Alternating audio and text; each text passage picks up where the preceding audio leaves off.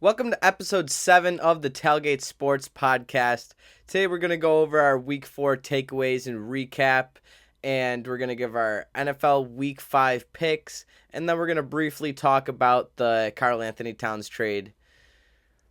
Starting off with our NFL Week 4 recap. Starting off with our Thursday night game, I just want to briefly go over this one. I know the Cowboys won it, but I think Malik Neighbors is saving Daniel Jones's job. People are talking about Brian Dable, and yes, he hasn't been the best, but they're talking about getting rid of Dable before Daniel Jones. I don't know if that's true. I don't know if either one of these will leave in the offseason, but Daniel Jones is being saved by Malik Neighbors. This guy is absolutely phenomenal. He did just get a concussion. I expect him to probably play this week or next week. I just wanted to briefly go over that. Daniel Jones is absolutely getting saved right now. The Jets lose to the Denver Broncos. This is a upsetting defeat.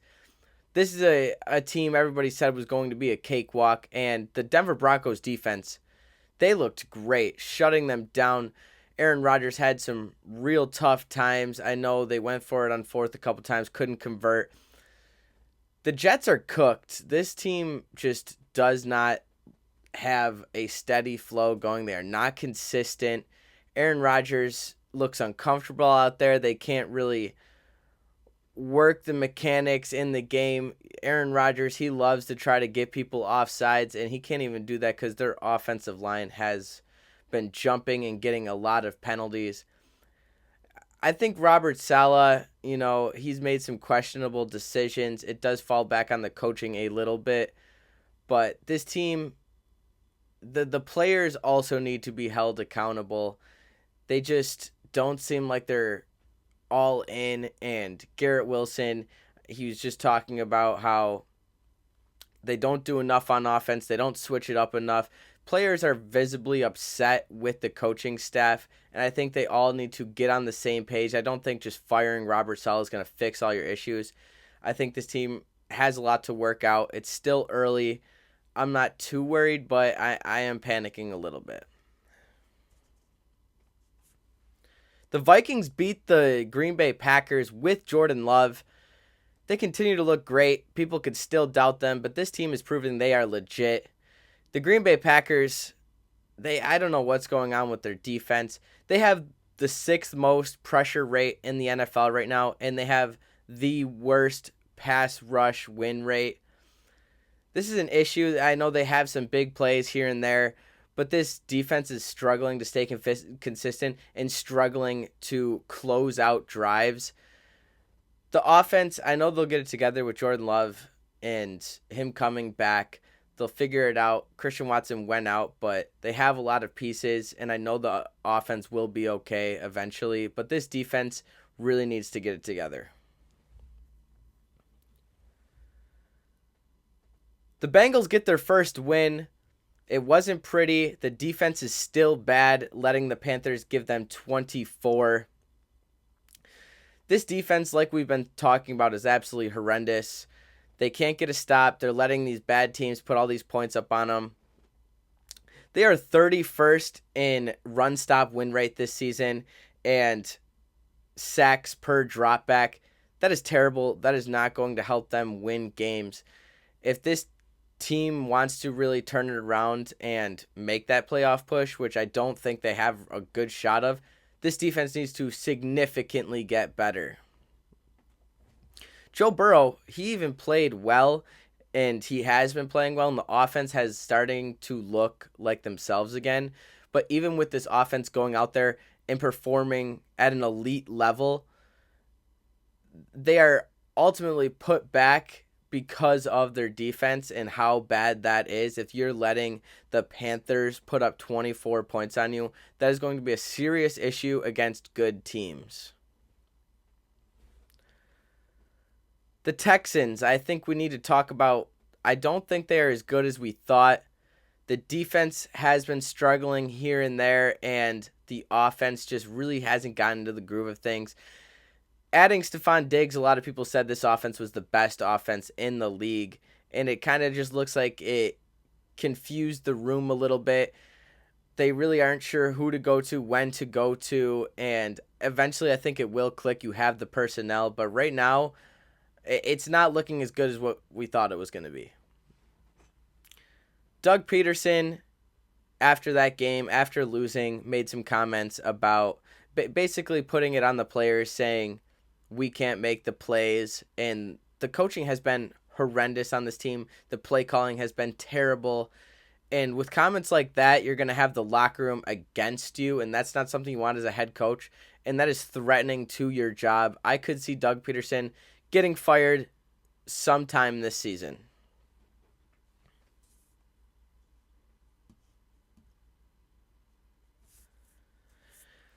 The Bucks beat the Eagles. I know people were saying that it was a revenge game. The Eagles could beat them without Devontae Smith. They could beat them without A.J. Brown. And the Bucks came out and performed at an elite level and absolutely dominated them, showing this team is for real. This team is a contender. The defense, it struggles a bit here and there, but they do come in clutch when they need them most. And the Bucks, I really like how the offense has been looking. Baker Mayfield is looking like a top 10 quarterback right now. I know he has a lot of weapons, but he is taking what he has and really taking that opportunity and performing at an elite level.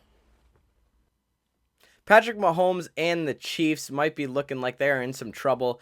Rashee Rice looking like he's going to be out for the season. And once again, this Chiefs team is having a weapon issue. They really only have Travis Kelce again, and he hasn't been looking like himself. He did have a good game after everybody went out, but they're without Pacheco, without Rashee Rice, without Hollywood Brown. And once again, these guys have the best quarterback and no one to throw the ball to. I could seriously see this team going out and trading for a guy. There are lots of guys out there. They could go out and get an Amari Cooper. They could go out and get a Devontae Adams. There's guys out there on the market. I do believe they will bring in someone in. But Patrick Mahomes, even when he had Rashee Rice, he has been struggling a little bit, and he's had an interception in every single game so far this season. I think he has 5 altogether. He has not been looking like himself. So I do think with all these guys going out, I do think this team will go out and get someone for him to throw the ball to, someone before the trade deadline, maybe off the free agency, who knows, but they need to go out and get someone. The Bills lose their first game of the season to the Ravens, and all these injuries are starting to come and bite them in the butt. They just got decimated in the middle of the field in the run game. They have a bunch of backup guys out there with Terrell Bernard being out, Matt Milano. The middle of the field got absolutely torched. I'm not too worried about it because they did look phenomenal in the first 3 games. And it's just one game. They're still 3-1. The offense, it struggled a little bit, but they're going to have weeks like that. I'm not too worried. They have Josh Allen. This is a winning culture. I know they'll bounce back, but the Ravens, they looked great. The passing game needs to get better, but as long as you have that dual threat in Lamar Jackson and Derrick Henry, they're going to be great. The defense performed well. Their pass defense could be better, but the Ravens, I think, are looking like themselves again. Jaden Daniels, he, I think, is the best pick in the draft. Caleb Williams was coming in, being a generational prospect, and Jaden Daniels is coming in hot to the season. I think if we were to vote right now, he would be Rookie of the Year. He is putting up elite quarterback stats right now. Super efficient, 82% completions. This guy, he's great in the air. He could pass the ball phenomenally, and he is really effective on his feet. This team, I want to call them contenders because of how well he is performing in this team. They're 3-1 right now. They're first in their division, which I don't think anybody really expected. I think the defense isn't good enough for them to be an actual contender. And, maybe they will get it together a bit and things will be more well-rounded later into the season. I know they have a good shot at making the playoffs. I just don't know if they're a real contender. I like this team. They're fun to watch. Jaden Daniels is a top 10 quarterback right now, but I'm not ready to say they're a contender yet because the defense and it's still early. The Seahawks, I think we need to talk about. I think they are better than everybody thought. Their defense was looking great before the injuries on Monday night. They had, I think, their top 10 in points, yards. They're number 1 in yards per game, or yards overall. Geno Smith has been absolutely balling. Geno Smith, he really, after having a good year, then last year it was iffy, and then coming into this year, another little bit of a prove it year for him, and he has been exceeding all expectations. The defense was looking great. This team, I think, is a little better than we thought and a little sneaky. I still don't see them as a big threat, but it is something to note. We're going to get right on over to our NFL Week 5 picks.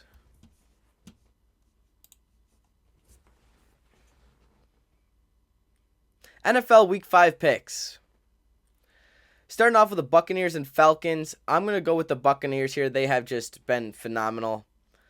Next, we got the Jets and Vikings. I'm going to go with the Vikings here. The Jets just lost to the Denver Broncos. The Panthers and the Bears. I'm going to go with the Bears here. Browns and Commanders. I'm actually going to go with the Commanders here. They have been great. Dolphins and Patriots. I think I'll pick the Dolphins. Colts and Jaguars. I'm going to go with the Colts here. Bills and Texans. I'm still going to rock with the Bills.